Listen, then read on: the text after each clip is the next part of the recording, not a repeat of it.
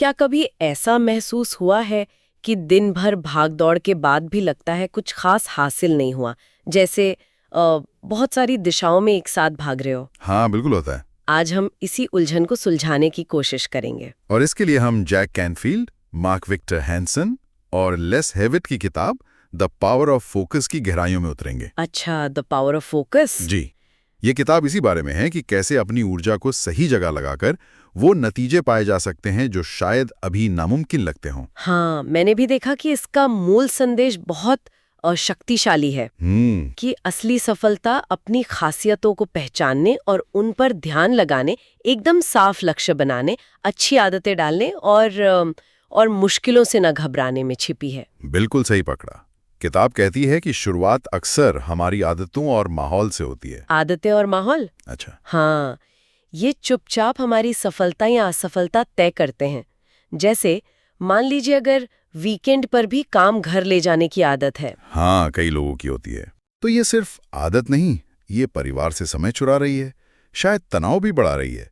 और इसका हल फिर? हल है अच्छी आदतें चुनना, जैसे वीकेंड को पूरी तरह काम से मुक्त रखना।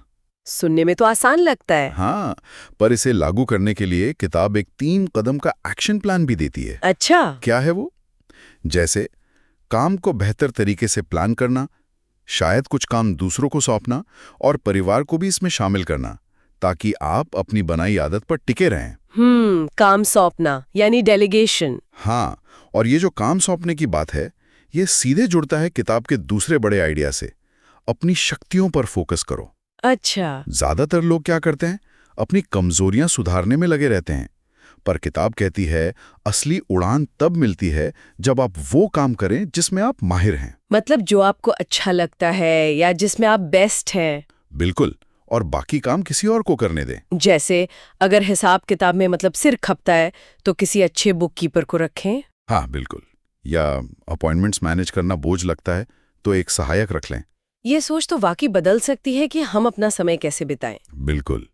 और ये भी पहचानें कि आप स्टार्टर हैं, मतलब नए आइडियाज और प्रोजेक्ट शुरू करने वाले, या फिनिशर, जो काम को अंजाम तक पहुंचाते हैं।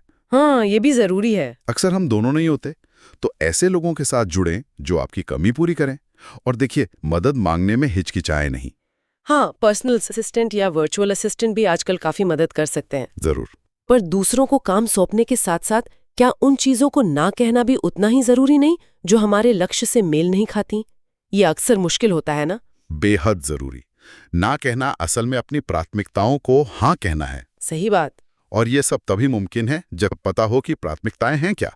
मतलब बड़ी तस्वीर देखना और लक्ष्य तय करना। हाँ जी, आप असल में क्या चाहते हैं और क्यों, भविष्य कैसा दिखना चाहिए, इसकी एक साफ तस्वीर होनी चाहिए। किताब इस पर भी जोर देती है कि लक्ष्य सिर्फ धुंधले सपने न हो, हाँ। बल्कि एकदम साफ और मापने लायक हो। हाँ। जैसे सिर्फ अमीर बनना है काफी नहीं, एक निश्चित रकम तय करे। ठीक है, बिल्कुल। सैम वॉल्टन का उदाहरण है ना, वॉलमार्ट के संस्थापक। हाँ। वो अरबपति होकर भी पुराना पिकअप ट्रक चलाते थे। हाँ। क्योंकि उनके लिए सफलता का मतलब कुछ और था। बिल्कुल। दुनिया क्या सोचती है इससे फर्क नहीं पड़ता। यस। अपने लक्ष्य खुद तय करें। और एक और बात, जैसे कोई अच्छा विचार आए उसे लिख लें। हाँ, ये बहुत जरूरी है। सिर्फ याददाश्त पर निर्भर न रहें। ठीक है, लेकिन रास्ते हमेशा सीधे नहीं होते, मुश्किलें तो आती हैं। बिल्कुल आती हैं, और यहीं पर चैंपियन मानसिकता काम आती है। चैंपियन मानसिकता ये क्या है? इसे थोड़ा और समझाएंगे। इसका मतलब है ये मानना कि जो हुआ वो उतना महत्वपूर्ण नहीं जितना ये कि आपने उस पर प्रतिक्रिया कैसे दी। अच्छा, मतलब रिएक्शन इज की। हालात आपके नियंत्रण में नहीं हो सकते, पर आपकी प्रतिक्रिया हमेशा आपके हाथ में होती है। वो डब्ल्यू मिशेल की कहानी है ना किताब में। हाँ। भयानक हादसों के बाद भी उन्होंने जैसे जीवन को संभाला। किताब समस्या सुलझाने के लिए एक 10 प्रश्नों की प्रक्रिया भी देती है। तो मुश्किलों को देखने का नजरिया बदलना, और इस सफर में रिश्ते, उनका क्या रोल है? रिश्ते बहुत मायने रखते हैं। किताब कहती है अपने खास ग्राहकों और महत्वपूर्ण निजी रिश्तों पर फोकस करें। ओके।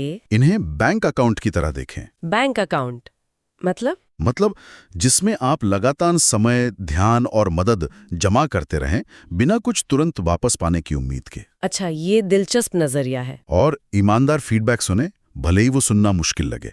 और जो लोग आपकी ऊर्जा छीनते हैं, मतलब टॉक्सिक लोग, उनसे दूरी बनाएं। ये भी जरूरी है। और एक आखिरी लेकिन शायद सबसे जरूरी बात जो किताब सिखाती है, हाँ, वो है जो चाहिए उसके लिए पूछना सीखें। कई बार हम सिर्फ इसलिए पीछे रह जाते हैं क्योंकि हमने पूछा ही नहीं। एकदम सही कहा। लीसा पेटेली को किडनी चाहिए थी, उन्होंने पूछा। मेलेनी लोमोनेड बेच रही थी, उसने पूछा। हाँ, वो उदाहरण याद है। हेलन हेंसल ने ग्राहकों को नाश्ते पर बुलाकर रेफरल मांगे थे। तो स्पष्टता से, आत्मविश्वास से और लगातार पूछना सफलता दिला सकता है। रेफरल मांगे, मदद मांगे, अवसर मांगे। बिल्कुल।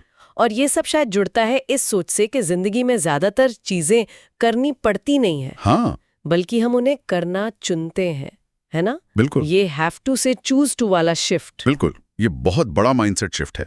नकारात्मक मजबूरी वाली सोच को सकारात्मक चुनाव वाली सोच से बदलें। आप काम पर जाते हैं क्योंकि मजबूरी है या क्योंकि आप एक बेहतर भविष्य बनाना चुनते हैं। लगातार कोशिश करते रहना भी तो एक चुनाव ही है। तो कुल मिलाकर द पावर ऑफ फोकस सिर्फ ध्यान लगाने के बारे में नहीं है। नहीं, बिल्कुल नहीं। ये सही आदतें बनाने, साफ लक्ष्य रखने, मजबूत रिश्ते बनाने और सोच समझकर चुनाव करने के बारे में है, ताकि हम अपनी पूरी क्षमता का इस्तेमाल कर सकें। बिल्कुल सही कहा आपने। यही सार है इस किताब का। बहुत बढ़िया। तो अब सुनने वालों के लिए एक सवाल छोड़ जाते हैं। हाँ, जरूर। आज जिन फोकस रणनीतियों पर हमने बात की, उनमें से कौन सी एक रणनीति है जिसे आप अगले हफ्ते अमल में लाने का इरादा रखते हैं? क्या वो अपनी शक्तियों पर ज्यादा ध्यान देना है, या कोई काम सौंपना है, या शायद किसी जरूरी चीज के लिए पूछना? इस पर जरूर सोचिएगा।